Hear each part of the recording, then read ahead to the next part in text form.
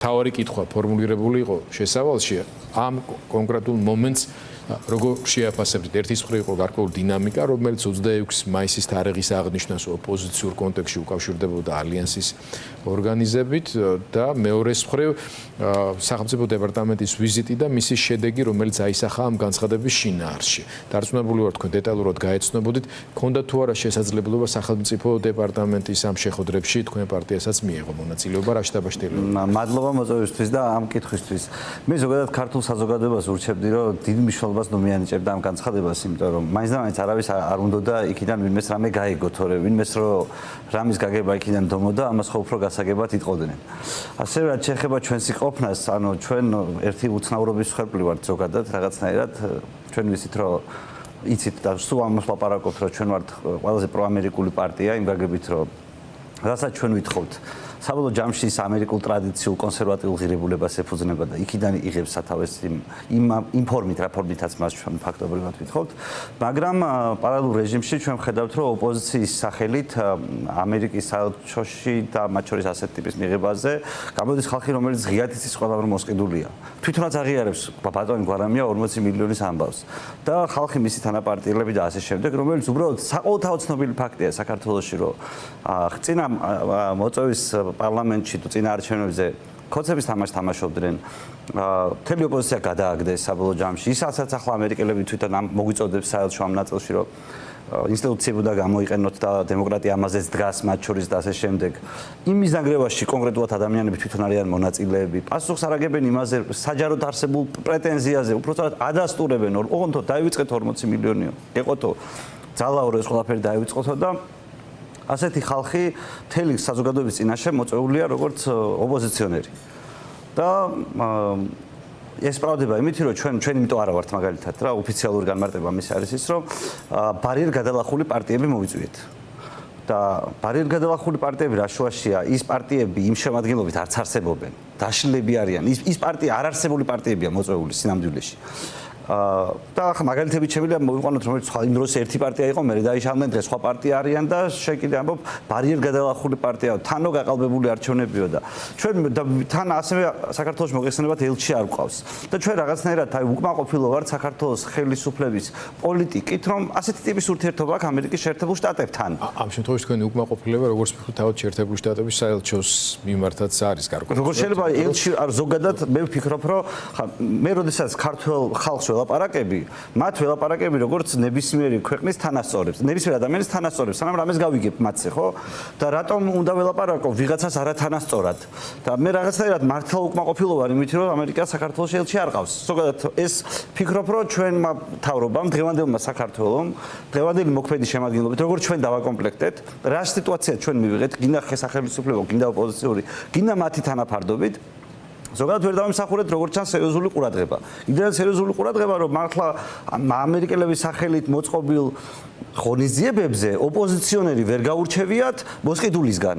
და შესაბამისად მე ვფიქრობ რომ ეს ხო მათი პრეროგატივა არ არის არის გარკვეული კონკრეტული კრიტერიუმები მათ შორის საარჩევნო შედეგები და ბევრი სხვა არა მე ვფიქრობ რომ მე რატო ამბობ ამას გიორგი ჩვენ სულ ზედმეტ მნიშვნელობას და თამაშის წესებს ძალიან მნიშვნელოვანია ჩვენი პარტნიორების მით უმეტეს ამერიკის შეერთებული შტატების რომელიც ერთადერთია სამყაროში ვის იმედი შეიძლება კონდეს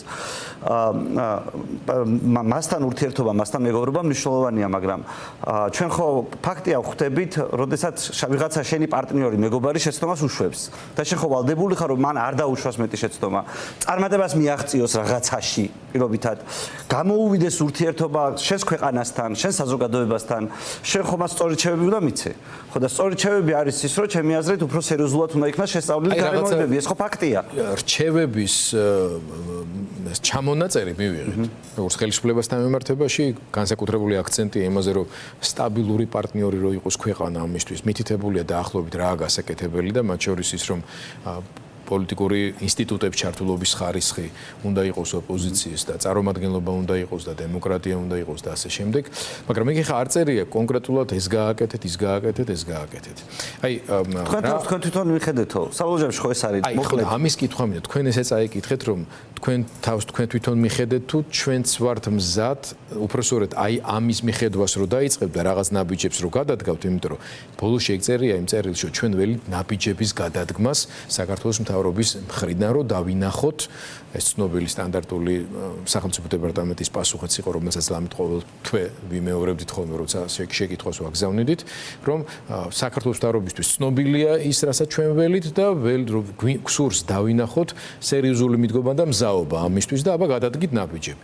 აი ამ სახელმწიფო დეპარტამენტის ამ დელეგაციის ვიზიტი, ამ შემადგენლობით და უკვე ასეთი განცხადება ნიშნავს იმას, რომ ეს პროცესი კიდევ უფრო მეტი სერიოზულობისკენ წავიდა და რაღაცა დრო არის მიცემული თუნდაც საქართველოს მთავრობისთვის, რომ რაღაც ნაბიჯები გადადგან. თუ ეს არის ზოგადი სურვილები ამ ისტორიას, მე ესე უყურებ ისტორიას. არსებობს ჩემი ბიზნეს ინტერესები, ჩემი ინტერესები არსებობს. მე მჭირდება სტაბილური გარემო. თქვენ როგორც იქცევით ოპოზიციასთან და როგორც თქვენ იქცევით მეორე მხარე რომ ინსტიტუციებს არ ცნობდა რაღაცა შვებით, ჩემს ბიზნეს ინტერესებს და სტაბილურობას უშლის ხელს. მე მინდა დავინახო სტაბილური გარემო ჩემი ინტერესებისთვის. ამ სტაბილური რაღაცებისთვის კიდე და ამ სტაბილური გარემოსთვის აი ეს უნდა გააკეთოთ, მე ამას გირჩევდით. მაგრამ ჩვენს გასაკეთებელ საქმეს ზოგადად ჩემი აზრით არავინ არ გააკეთებს. და მე ამიტომ ვფიქრობ, რომ პრობლემა ამერიკელ ხალხში ვერ იქნება. ამერიკელ ხალხს უნდა რომ სტაბილური გარემო ქონდეს თავის ინტერესებისთვის, შენთანაც იმეგობროს და ასე შემდეგ და ასე შემდეგ. ეს ქვეყანა კარგი რო იყოს, ეს ჩვენ უნდა გვინდოდეს და ჩვენ ამას როგორც კი ვაბრალებთ, რომ თითქოს ტრამპი უნდა ზრუნავდეს, ან ნებისმიერი ვინმე უნდა ზრუნავდეს საქართველოში, იმაზე რომ მთავრობამ ზედმეტი უფლებამოსილება არ წაიღოს და ეს არ არის ქართული ხალხის გადასაწყვეტი, მე ამას ცოტა გულუბრყვილოს უყურებ და არ მინდა ამასთან ზედმეტი დამოკიდებულება მქონდეს, იმიტომ რომ ვფიქრობ, რომ ამ ქვეყნის ბედი ზოგადად ამ ქვეყანაში წყდება და მაგრამ ის მესიჯიც, რომ ჩემ ბიზნეს ინტერესებს ამერიკას თავის ბიზნეს ინტერესები გააჩნია და ეს მნიშვნელოვანია, მე მგონი აქედან ყველა მოიკითხავდა. ეს არის ეს წერილი და ჩვენ ახლა გვინდა ვთქვათ, რომ ამ წერილის გამო ქართულ ოცნებას დაერხა. ისინი უკვე всё რაღაცა დაუთმობენ ოპოზიციას, ამას იზამენ, იმას იზამენ. ეს არ წერია, ჩემი აზრით. წერია, რომ სტაბილური გარემო მჭირდება. ოპოზიციონერების დევნას და ასე შემდეგ და ის რომ არ არსებობს და რაღაცა ესეც არ არის კარგი, ესეც არ მჭირდება. ანუ ამ კონტექსტიდან შევხედოთ ამ ისტორიას. და არა ვთქვათ, მინდან რომ თითქოს სამყარო იწყება საქართველოსდან, ისე უყურებ ჩვენ და ჩვენს ირგვლივ მოძრაობს მთელი ამერიკის პოლიტიკა და ასე შემდეგ. ჩემი პრეტენზია ხო მაგით დაიწყო, რომ საკმარისად არ ჩანვართ არსად, რომ ჩვენით კი არათუ ჩვენით არის წება, ჩვენ ელჩიც არ აქვს ჯერჯერობით. და რაღაცნაირად ინფორმაციების როგორც გროვდება პირობითად, როგორც შეიძლება ქართველი თანამშრომლები არიან თუ ვიღაცები არიან, არასწორად გროვდება და საქართველოს შესახებ ისეთი ინფორმაცია არ მიდის. მე ხო იმას ვერ დავიჯერებ, რომ CIA-ი არ იცის ვინ არის ამ ქვეყანაში. და 40 მილიონის ამბავი არ იცის და ჩემგან გაიგებს ამას დღეს პირველად. მაგრამ მე ვხედავ იმდენად დაბალ ინტერესს, რომ ამ ცოდნის პრაქტიკული რეალიზაცია განსხეულება რაღაც დონეზე მოხდეს, იმდენად დაბალია, რომ ასე არაფერი არ გამოვა. ამიტომ ჩვენ თავს უნდა მივხედოთ. მე ამიმჯერა. თავად ქართულ ოცნებას მაინც აქვს გარკვეულწილად ტაქტიკა შეცვლილი. მაგალითად თქვენ გუშინ მონაწილეობას ღებულობდით სატელევიზიო დებატებში ერთ-ერთ არხზე, სადაც კახი კალაძე მოვიდა და მონაწილეობდა თქვენთან პოლემიკაში. რისი დაშვებაც და შესაძლებლობაც წლების განმავლობაში უბრალოდ არ იყო. ვერ ვიტყვი, რომ ისინი ძალიან დამაჯერებლად გამოიყურებოდნენ. ხო, ანუ მათ იციან, რომ მომგებიან პოზიციაში არსებული მდგომარეობის გათვალისწინებით ღია ეთერში ვერ იქნებიან, ხო? დამონტაჟებულ სიუჟეტებში ამის კეთება მათი ხელობა არის.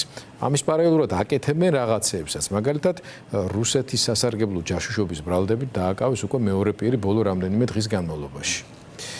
ამის პარალელურად იღებენ გადაწყვეტილებას და ასევე საქმე გახსნეს, რომელიც უკავშირდებოდა შეერთებულ შტატებში საზღვრის გადაკვეთასთან დაკავშირებულ თაღლითობას, რომელშიც საქართველოს მოქალაქეები იყვნენ ჩართულები და ეს საელჩომ სამადლობელი წერილი გამოაქვეყნა დღეს საღამოს. ანუ ისინი რაღაცა ჩამონათვალს ამზადებენ იმისთვის, რომ სახელმწიფო დეპარტამენტი იქნება თუ ისთანაც კომუნიკაცია იქნება და აი სალაპარაკო იყოს გარკვეულწილად, რომ ჩვენ ამას ვაკეთებთ ურთიერთობების აღსადგენად, სიტუაციის გადასატვირთად, სუფთა ფურცლიდან თანამშრომლობის დასაწყებად. რას უნდა აკეთებდეს ამის პარალელურად ოპოზიცია?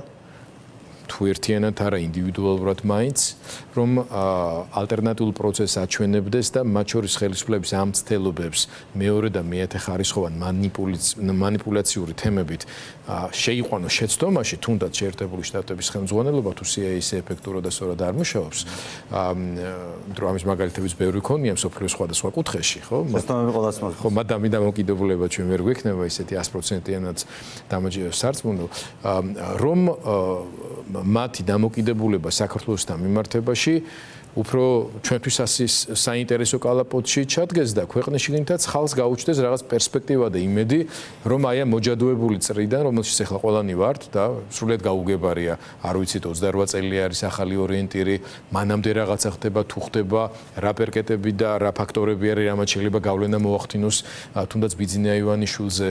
ამაზე ცხადია ფიქრობთ პარტიაში. არ დაგისვათ ამ კითხვას სხვა პარტიებთან თუ გაქვთ ამაზე კონსულტაციები თქო, იმიტომ რომ ვიცი რომ ამ ნაწილში აქტიური კომუნიკაცია არ მიმდინარეობს თქვენ შორის, მაგრამ თქვენი პარტიის კუთხით როგორ შეხედავდით ამ პრობლემებს? პირველი ოპოზიციამ რაც უნდა გააკეთოს, ჩვენ ამას სულ ამბობდით და ზოგადად არაფერი არ შეიცვლა. ეს სანამ ამას არ მოვაგვარებ, მანამდე არაფერი სხვა არ იქნება გასაკეთებელი. ის არის რომ თქვას რა უნდა. რაში უშლის ბიძინა ივანიშვილი ხელს? ქართული ოცნება რაში უშლის ხელს? თვითონ რას გააკეთებდა?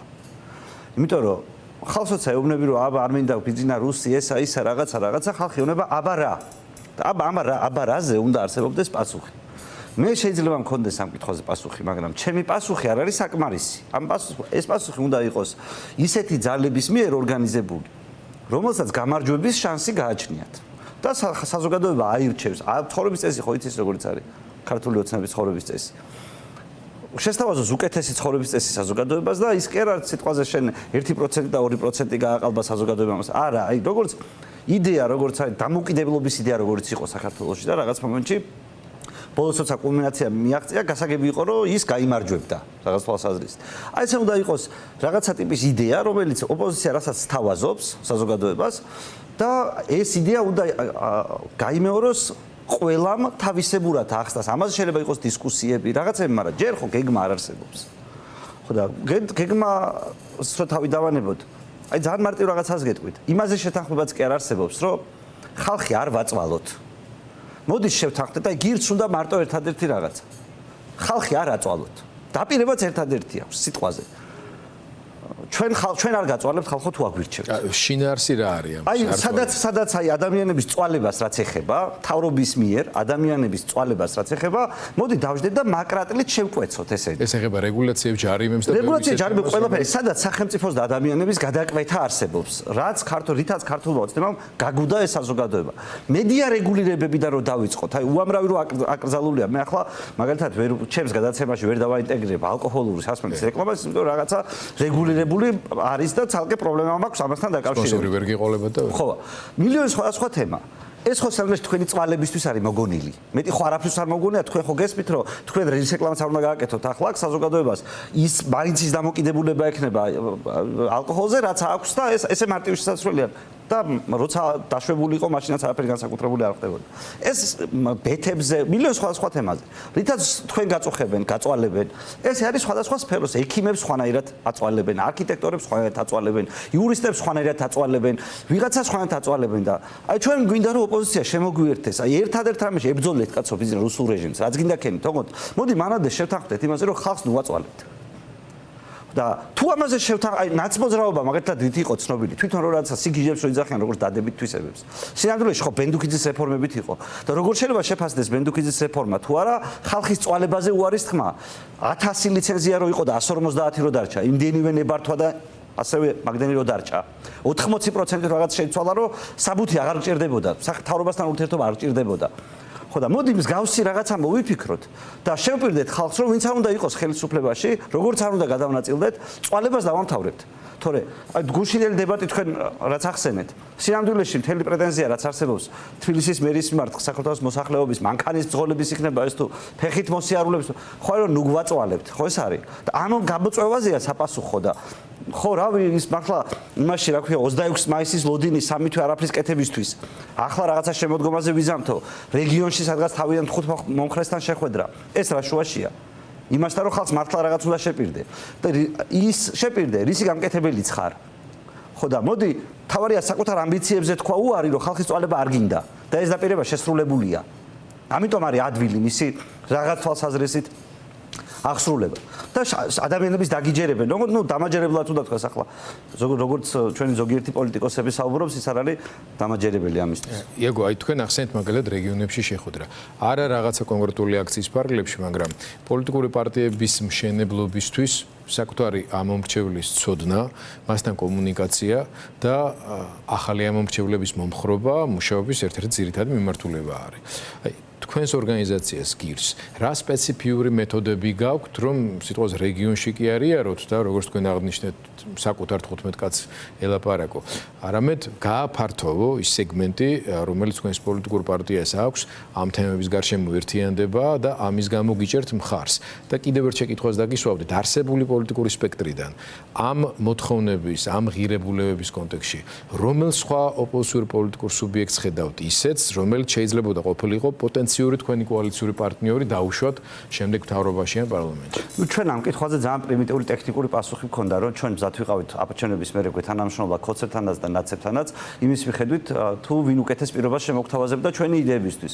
ჩვენი იდეები ამ 9 წელია ვლაპარაკობთ პირობითად და ახლა დღეს ყოველ შემთხვევაში სწრაფად ვერ ავხსნი რაც არ უნდა იყოს იდეოლოგიაში დავასახელო რაღაცა დავასახელო მაგრამ ნებისმიერ შემთხვევაში ჩვენ პარტნიორად მოვიაზრებთ იმ ნებისმიერ ადამიანს და ჩვენთვის არ გააჩნია მნიშვნელობა ჩვენთვის სასურველ საკითხზე მწვანე ღილაკს ვინ ადამიანი არაწვალოთ კანონს ხარს ვინც დაუჭერს ადამიანის წვალებაზე უარს ნიკა გვარამია მეთქი ხო იცით რომ ნიკა გვარამია და ჩემი გემოვნება ძალიან განსხვავებულია ყველაფრით და როგორც მიმაჩნია მაგრამ ის იზამს ამას თუ ნებისმიერი სხვა ქართული ოცნების წარმომადგენელი რომელიც შეიძლება არანაკლებად ოდიოზური იყოს ვიღაცისთვის ჩემთვის არანაირი მნიშვნელობა არ გააჩნია იმიტომ რომ მეცოდინება რომ ამათ რაღაც კაი საქმე მაინც გამოგლიჯე წვალე ერთით ნაკლებია წვალების კანონი მივაღებინე ხო და ამ გაგებით როგორ გითხრათ ჩვენი პოლიტიკური თანამოაზრე ადამიანების გათავისუფლების საქმეში ამ წუთას რო გითხრათ რომელიმე პოლიტიკური პარტია ამეთქი მე უნდა გაგისვათ კონტრკითხვა რომელი გეგულებათ რომ ადამიანის წვალება არ უნდოდეს აი ის ჩემიანია თუნდაც მეტყვის მოვა ჩემთან და მეტყვის რომ მე არ მინდა ადამიანის წვალება მე უარს ვამბობ ამ უფლებამოსილებას და ამას უბრუნებ ხალხს ყველა ჩემიანია რაღაც თვალსაზრისით მაგრამ დღეს ჯარიმების გაუქმებაზე რეგულაციების შემცირებაზე ამნისტიაზე ანუ თქვენ ხო იცით რომ მე ამნისტიაზე რამდენი წინა პარლამენტში რამდენს დავრბოდი და მაშინ მიუხედავად იმისა რომ უამრავი ხალხი ლაპარაკობდა რომ სასამართლო არ გვივარგა რაღაცა ადამიანები ზოგი ბევრი ტყილაზე ციხეში ოღონდ ყველა თავისი გემოვნებით ამბობდა ამას და მე როცა საყოველთაო ამნისტიის პროექტი შევიტანე იქ და უთხარი რომ მოდი რაღაცა დოზით ყველას მეოთხედი ყველას ჩამოვაკლოთ ხარი დამიჭირეთ მე ოპოზიციის მხარდაჭერის მოპოვებაც გამიჭირდა ყველა ოპოზიციონერს ხარი არ მოუცია ღიად მებრძოდა იქ ზოგიერთი პარტიები როდესაც ესეთი ინიციატივა გავიტანეთ ამიტომ ჩემი აზრით თუ თქვენი კითხვა გძელი იყო და რაღაცას ვიცი რომ აზრი დავკარგი შეიძლება ბოლომდე ვერ გიპასუხეთ რაღაცაზე ხო პირველი ნაწილი უკავშირდებოდა თქვენ სამომრჩეველთან კომუნიკაციის მეთოდებს ხო და რაც შეეხება მე აი ეს და მე პასუხ აუცილებლად ხო რაც შეეხება ჩვენს ამომრჩევლებს ჩვენი პარტიაც და იდეოლოგიაც მოგეხსენებათ რომ განსხვავებულია ჩვენს ამომრჩევ ჩვენიანებს ჩვენ არ ვყოფთ არათუ ტერიტორიული ნიშნით არამედ არც ეთნიკური ნიშნით არ ვყოფთ და უფრო მეცაც გეტყვით არ ვყოფთ იმის ნიშნითაც კი რომელი ქვეყნის მოქალაქეა ანუ შეიძლება ეს უცნაური იყოს პოლიტიკური პარტიისთვის მაგრამ ჩვენთვის ისეთივე ქართველები არიან ქართველი ემიგრანტები ამერიკაში ან სამყაროს ნებისმიერ სხვა წერტილში ევროპაში რომ ისინი მიუხედავად იმისა რომ თავიანთი საჭიროებების გამო ამერიკის მოქალაქეები გახდნენ თუ გერმანიის თუ რუსეთის თუ რომელიცაც გინდა იმ ქვეყნის თუ ის ადამიანი ქართულად აზროვნებს ქართულ პოლიტიკურ სივრცეში უნდა მონაწილეობა უნდა რომ თავისი აზრი საქართველოზე გამოხატოს და ქართველია ჩვენ მათ არ ვყოფთ რომ ეს ხალხი როგორც რო აუგზავნეს ხელისუფლება ემიგრანტებს ქართულმა ოცნებამ ხო ჩვენ ხო თუნდაც აი ამ მოტივით ვიძახდით რომ გიჟები ხო არა ხართ როგორ შეიძლება ქართულ კაცს ქართველობა აუკრძალო ესეთი ტიპის რაღაცას იგიჯე როგორ შეიძლება თავში